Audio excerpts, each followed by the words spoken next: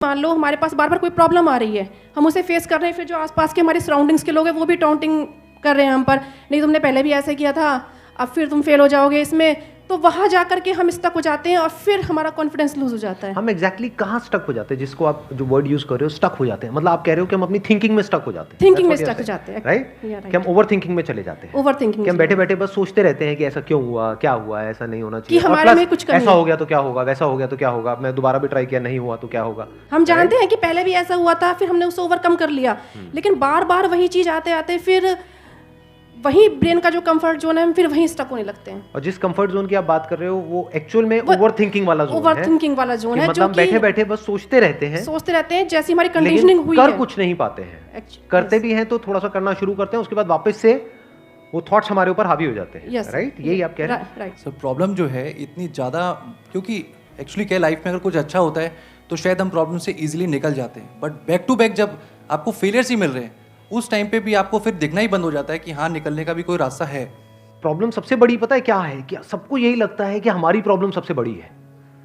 अगर यहां पर मैं एक एक करके सबको बोलूं कि आप बताओ कि आपकी लाइफ में क्या क्या प्रॉब्लम्स आई या अभी क्या प्रॉब्लम्स चल रही है, तो आई एम श्योर कोई सोच भी नहीं सकता कि अच्छा ऐसी प्रॉब्लम्स भी कोई फेस कर सकता है क्या। तो इन प्रॉब्लम्स के बावजूद भी कुछ लोग आगे बढ़ पाते हैं, कुछ नहीं बढ़ पाते हैं। That is the big question कि एग्जैक्टली हम स्टक कहां पर होते हैं। क्या हम एक्चुअल में लाइफ में प्रॉब्लम्स में फंसते हैं या उन प्रॉब्लम्स को लेकर के जो हमारी थिंकिंग है वहां फंसते हैं? सबसे पहले ये चीज हमको क्लियर होना चाहिए। तो जो हम कह रहे हैं फंस गए हैं, हम एक्चुअल में प्रॉब्लम्स में नहीं फंसे हैं, क्योंकि प्रॉब्लम्स तो सबकी लाइफ में है। हम एक्चुअल में थिंकिंग में फंस जाते हैं। Right sir. ये पॉइंट सुनने में छोटा लग रहा होगा, but it is a very big point two understand in life, जो 99% लोगों को नहीं समझ में आता है। हम क्या समझते हैं कि हम प्रॉब्लम्स में फंस गए हैं, क्योंकि the moment you say that, तो जब तक प्रॉब्लम्स रहेगी तब तक आप फंसे रहोगे। और प्रॉब्लम्स कब तक रहेंगी? लाइफ टाइम, जब तक लाइफ रहेगी। Right. But the moment you से कि मैं प्रॉब्लम्स में नहीं फंसा हूं, प्रॉब्लम्स मतलब लाइफ में नहीं फंसा हूं, मैं लाइफ के बारे में जो मेरी थिंकिंग है उधर मैं फंस गया हूं जाकर के। अब मैं उस थिंकिंग को कैसे चेंज करूं? Right. If you say that, तो वो आपके हाथ में पूरा कंट्रोल है।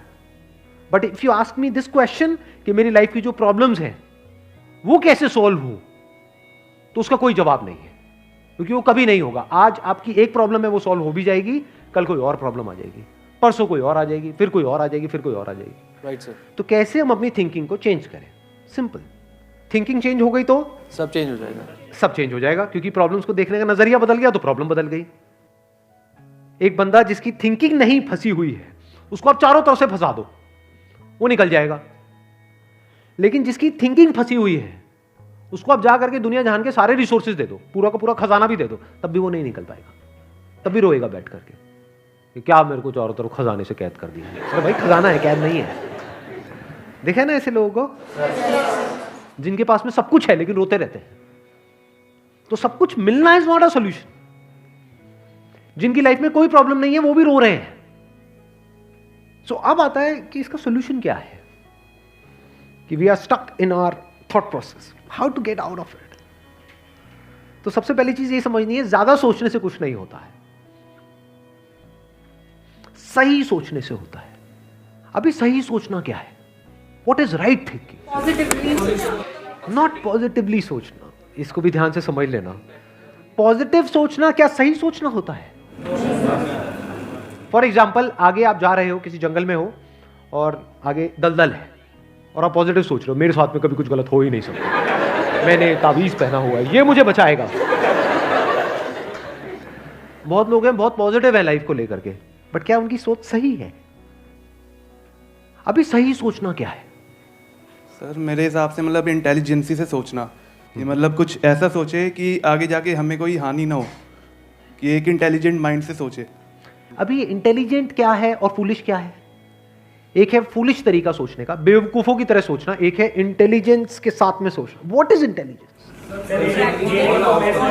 जिसको हम इंटेलिजेंस कहते हैं वो इंटेलिजेंस क्या है? साइंस को इंटेलिजेंस कह सकते हैं? नहीं कह सकते, नहीं कह सकते। तो किसको कहोगे? सुपरस्टिशंस को इंटेलिजेंस कहोगे?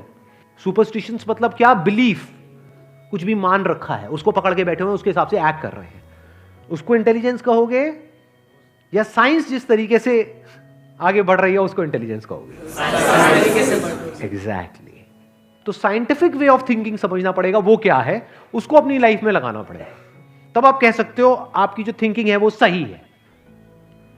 अब ये साइंटिफिक थिंकिंग मतलब क्या? रियलिटी को एज इट इज देख लेना, दैट इज साइंटिफिक थिंकिंग। यही तो है, और क्या है? There are laws of this universe, उसको एज इट इज देख लेना, उसको ऑब्जर्व करना, यही तो है साइंटिफिक थिंकिंग। उन लॉज को बदलना नहीं, क्योंकि साइंस बदल नहीं सकती उन लॉज को। लॉ ऑफ ग्रेविटी को साइंस बदल नहीं सकती है, उस लॉ को समझ करके उसके हिसाब से एक्ट कर सकती है। इसी साइंटिफिक थिंकिंग को अगर हमको अपनी लाइफ में लगाना हो तो इसका मतलब क्या? एक थिंकिंग हो सकती है लाइफ से रिलेटेड, जो भी आपके दिमाग में कचरा भरा पड़ा है बचपन से लेकर के आज तक, जैसा आपको समझाया गया है लाइफ के बारे में। किसने समझाया है? वो लोग जो खुद नहीं समझते, लाइफ के बारे में अपने अपने बिलीफ्स बनाए हुए हैं, अपने अपने स्टैंड पॉइंट से लाइफ को देख रहे हैं। फॉर एग्जाम्पल, कोई हिंदू है तो एक तरीके से लाइफ को देख रहा है, कोई मुस्लिम है तो अलग तरीके से लाइफ को देख रहा है, क्रिश्चियन है तो अलग तरीके से देख रहा है।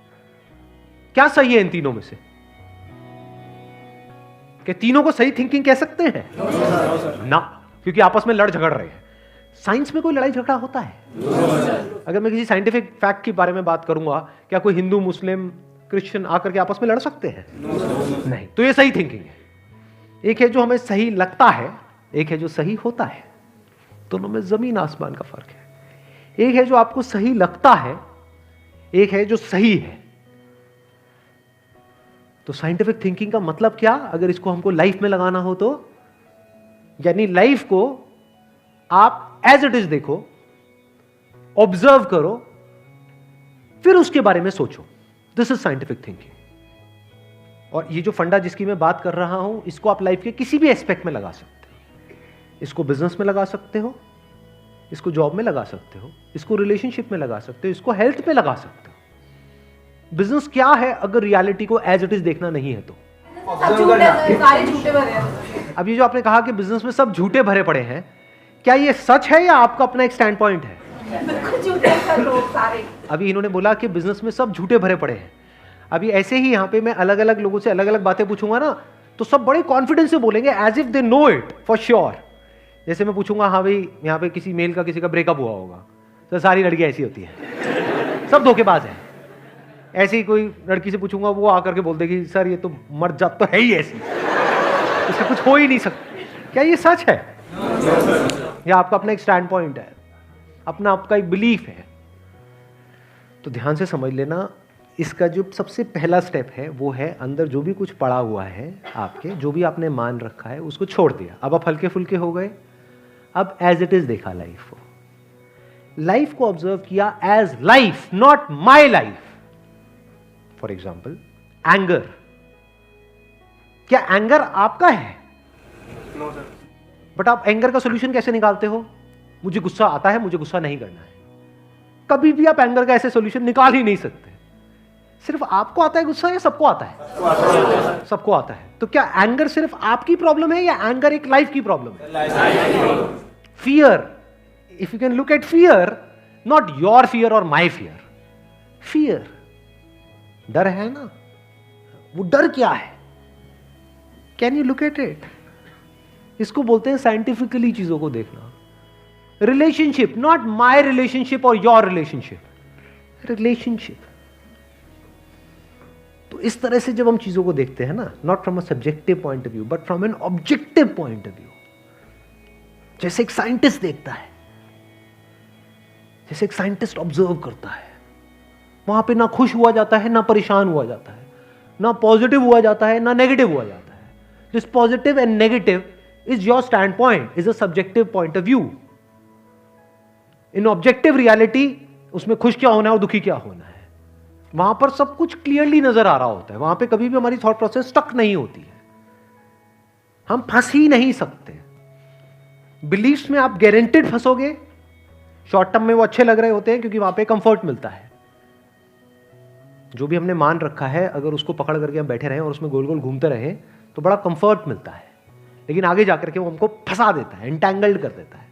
बट जो रियलिटी है वो धीरे धीरे धीरे धीरे आपको आजाद करती रहती है, जितना आप रियलिटी को समझ जाते हो उस लेवल तक। यानी कि अगर इसको मैं पूरा समअप करूं, जो भी मैंने अब तक कहा है उसको, ये सेशन शुरू कहां से हुआ था? फेलियर से हुआ था। कि एक के बाद एक हमने लाइफ में बहुत सारे फेलियर्स फेस करे हैं। तो अब अपने फेलियर्स को ऑब्जर्व मत करो, अपने को बीच में से हटा दो, ऑब्जर्व करो ये जो फेलियर्स हैं ये क्या है। तो you will start seeing the nature of those failures, you will start seeing the causes of those failures. For example मेरी लाइफ है, अगर मेरे को उसको ऑब्जर्व करना है, दो तरीके हो सकते हैं। एक ये, अब मैं अपनी लाइफ में थोड़ा सा जा रहा हूं जिससे कि आप उसको रिलेट कर सको। मैंने पास में कुछ गलतियां करी, बहुत बड़ी बड़ी गलतियां करी, मेजर लॉसेस हुए, तो एक एंगल तो ये हो सकता है मैं ऐसा कैसे कर सकता हूं। दूसरा ये है कि मैं ऑब्जर्व करूं कि एग्जैक्टली वो गलती क्या थी और उसका कॉज क्या था। तो वो दिख जाता है, अच्छा उस टाइम पे वो ग्रीड बहुत ज्यादा हावी हुई पड़ी थी। अच्छा ग्रीड क्यों हावी हुई पड़ी थी, इतना लालच क्यों आया हुआ था कि हाँ ये करना है, ये करना है, ये करना है, ये क्यों आया हुआ था। और ये बचपन से ऐसी कंडीशनिंग हुई पड़ी थी, बचपन से घर में यही सारी बातें सुनी थी, तो इसलिए I was acting out of that information जो मेरे अंदर फीडेड थी, and that was not correct information. वो सारी इंफॉर्मेशन गलत थी, जिसकी वजह से मैंने जल्दी से एक्ट किया, बिना सोचे समझे, बिना सही थिंकिंग के एक्ट कर दिया, उस वजह से जाकर के फंस गया। तो मुझे उस बंदे ने नहीं फंसाया, मैं खुद फंसा अपने लालच की वजह से। तो अब ये क्लियर हो रहा है हम कैसे देखते हैं। तो वंस वी सी दैट, तो अब मैं उससे पूरी तरह से फ्री हो गया, because I understood something which is very basic in life, जिसकी वजह से पूरी की पूरी लाइफ एक अलग ट्रैक पे निकल गई। क्या समझ आया कि कभी भी ग्रीड से एक्ट नहीं करना है। अब इसको हम समझते हैं, कैसे समझते हैं, मॉरल साइंस की बुक से, वो सब बकवास है।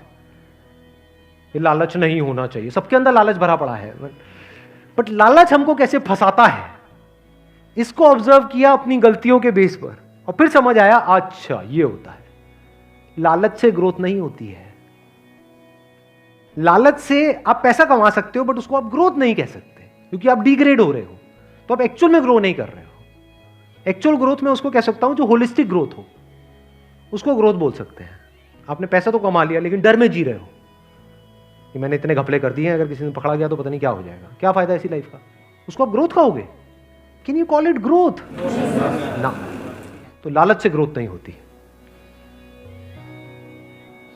तो ये चीजें समझना बारीकी से, स्टेप बाय स्टेप, तो आप गलतियों का पूरा नेचर समझ सकते हो, the nature of mistakes, the kinds of mistakes, the types of mistakes, और उनके कॉजेस क्या होते हैं। और जैसे ही हमको ये सब समझ आ जाता है और साफ दिखने लग जाता है, तो वो गलतियां होनी हमसे बंद हो जाती हैं। और जितनी भी गलतियां हो सकती हैं, उन सबके अगर नेचर समझ आ जाते हैं, तो गलतियां होने की पॉसिबिलिटी फ्यूचर में ऑलमोस्ट खत्म हो जाती है।